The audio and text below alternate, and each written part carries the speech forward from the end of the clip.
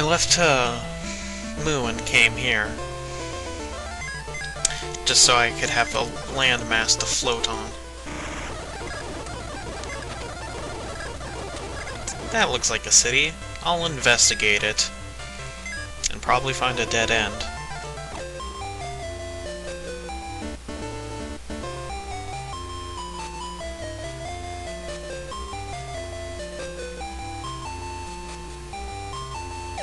How do any people know of these things?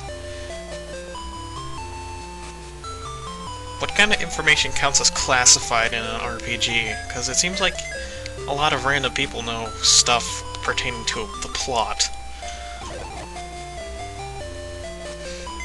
Mostly the same stuff except for heal and exit. But you only really need one person with exit, I guess. Anyway, as I've mentioned, there's a bit more shopping in this episode. But the plot advances a little bit too. Only slightly.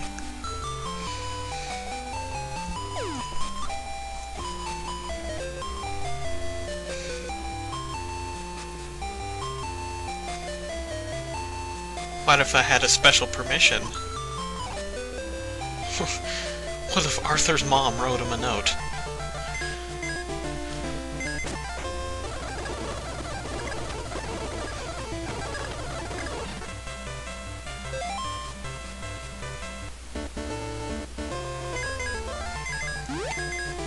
I'm glorious ahead in levels.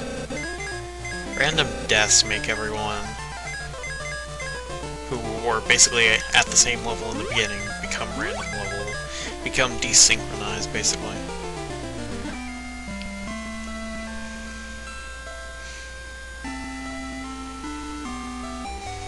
They expect you to realize that in the graveyard there's one tombstone that actually moves. I think it's, never mind.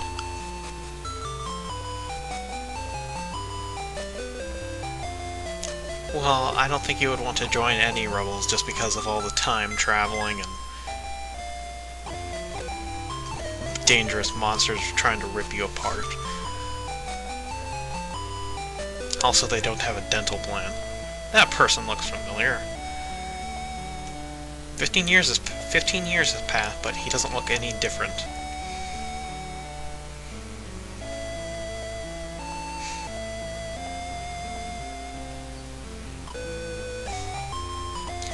So, that's the password for what the guard was asking. The town we were in is called Viper, apparently. That's a pretty odd town name, though.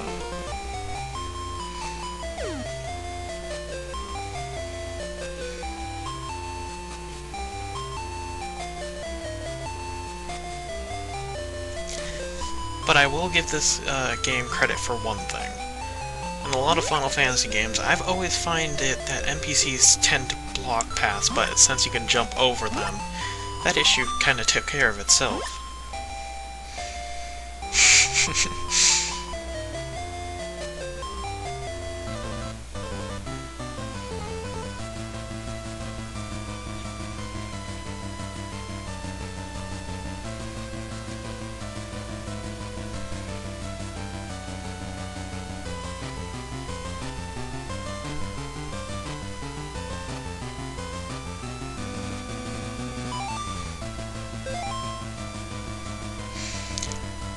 Convoluted plan and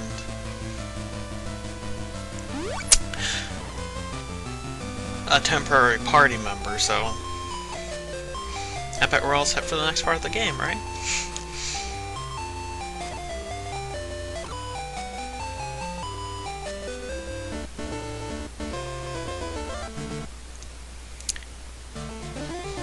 There's only really one problem.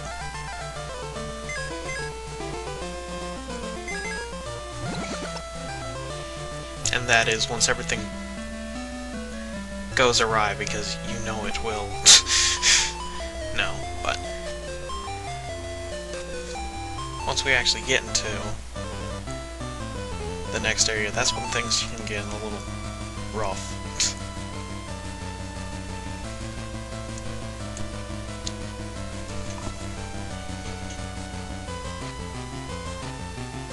a lot of words there. Basically, you have to go to the pier and use one remote to call the floatland to appear. And then once you're on the floatland, you have to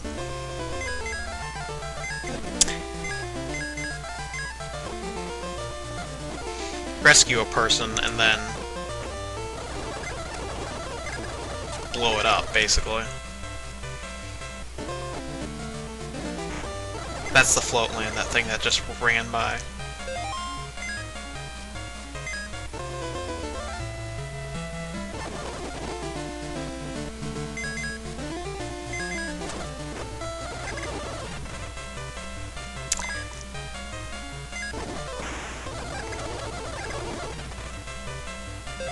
This is a lot more easier now that I actually have good equipment at the temporary party member to train here.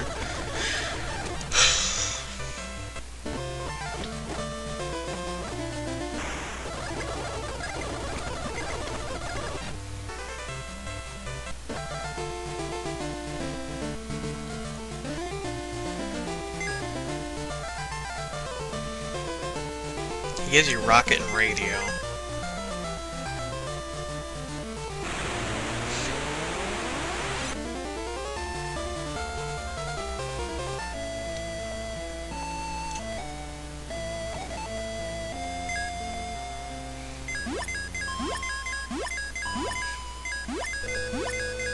Now, out of all the equipment, anything you can buy here is usually the best. Not in the game, but for this point in the game. Out of the Moo, Elaine, Viper, this place has the best out of all of the places, but since they don't cover every body part, you're gonna have to usually get a combination of stuff.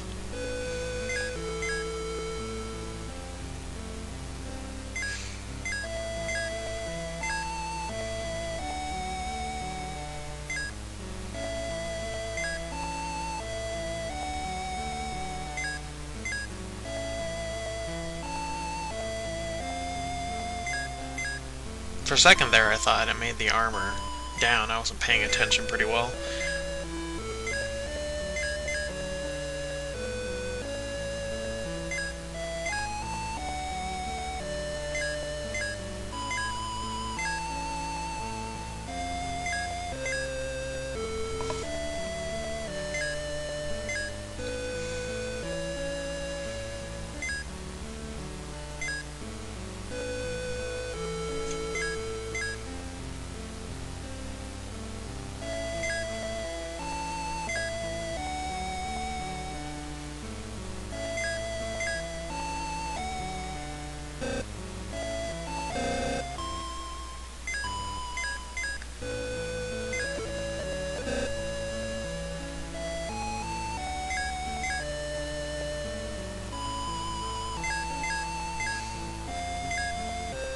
And I'm giving basically just leftovers to him.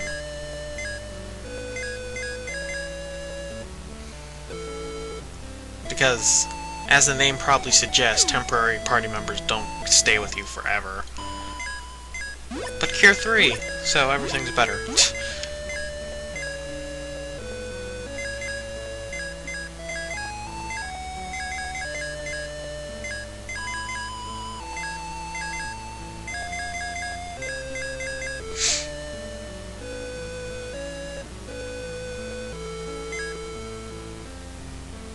That does make up magic. It's basically the first staff that actually does.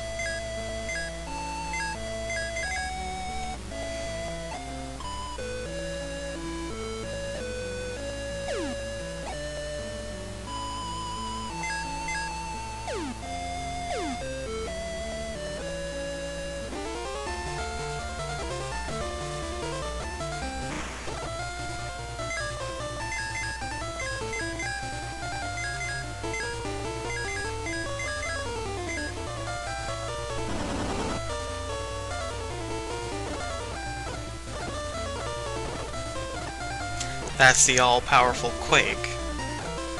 Which isn't too bad with bigger groups of enemies, because most enemies have about 500, 400 HP about now.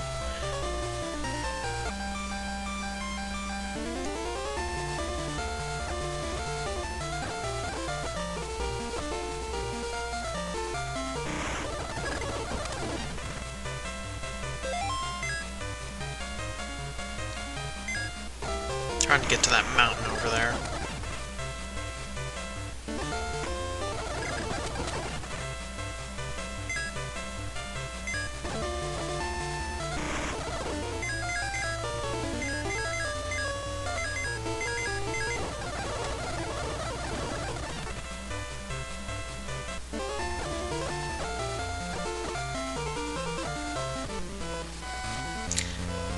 Okay, next time, the Mysterious Mountain of Mystery.